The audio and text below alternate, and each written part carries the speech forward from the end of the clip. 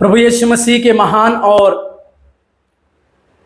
सर्वव्यापी नाम से जो आदि और अंत का परमेश्वर है, उसके नाम से आप सब लोगों को मैं आज के दिन के लिए धन्यवाद देता हूं। आज का आशीष और अनुग्रह देने वाला वचन जो पहला शमूएल उसके 10वें अध्याय और पहले वचन, पहला शमूएल की पत्री उसके 10वें अध्याय और पहले वचन। तब शमूएल ने एक कुप्पी तेल लेकर उसके सिर पर उंडेला और उसे चूमकर कहा, क्या इसका कारण यह नहीं कि यहोवा ने अपने निज भाग के ऊपर प्रधान होने को तेरा अभिषेक किया है। शमूएल के द्वारा शाऊल का अभिषेक करने की इस बातों को हम देखते हैं।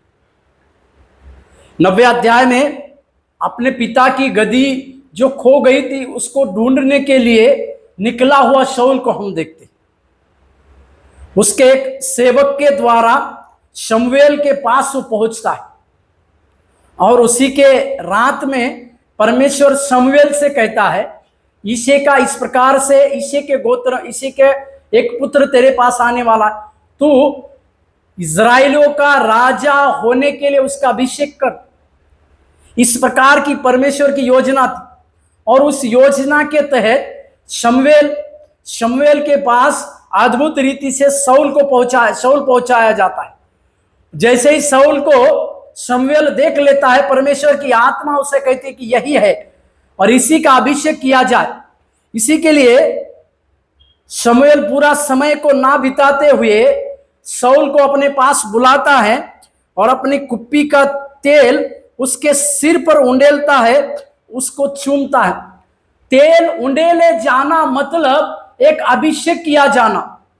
वो अभिषेक राजा का अभिषेक था और बड़े बड़े भविष्यवक्ताओं के पास उन दिनों में इस प्रकार का अधिकार को दिया गया था कि वो राजा होने के लिए लोगों को चुनते थे।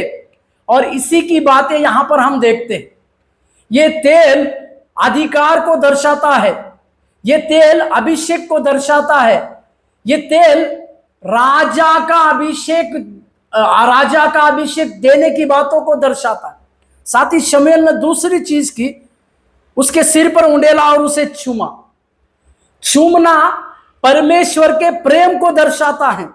एक चूमना परमेश्वर के प्यार को दर्शाता है। ये चूमना परमेश्वर तुम्हारे प्रति किस प्रकार से ख्याल रखता है इसको दर्शाता है। और शमूएल ने परमेश्वर की योजना को उस शाऊल को बताया कि इसका यह कारण है कि यहोवा ने अपने निज भाग के ऊपर, परमेश्वर का निज भाग है, परमेश्वर की प्रजा है, इजरायली लोग परमेश्वर का निज भाग, परमेश्वर के निज प्रजा थे, उस प्रजा के ऊपर प्रधान होने के लिए परमेश्वर ने इस प्रकार का अभिषेक किया है। मेरे प्यारों, परमेश्वर जो भी कार्य करते हैं वो पूरी रीति से सिस्टमैटिक कार्य होता है। जो व्यक्ति कोई और चीज की तलाश में आता है, परमेश्वर उसे राजा बनाकर भेजते हैं।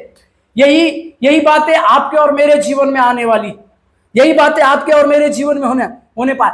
सडनली हम कुछ से कुछ बनने पाए प्रभु की नजर में। इसी के लिए परमेश्वर के कार्य के लिए उपलब्धि रखना हमारे लिए और आपके लिए जरूरी है।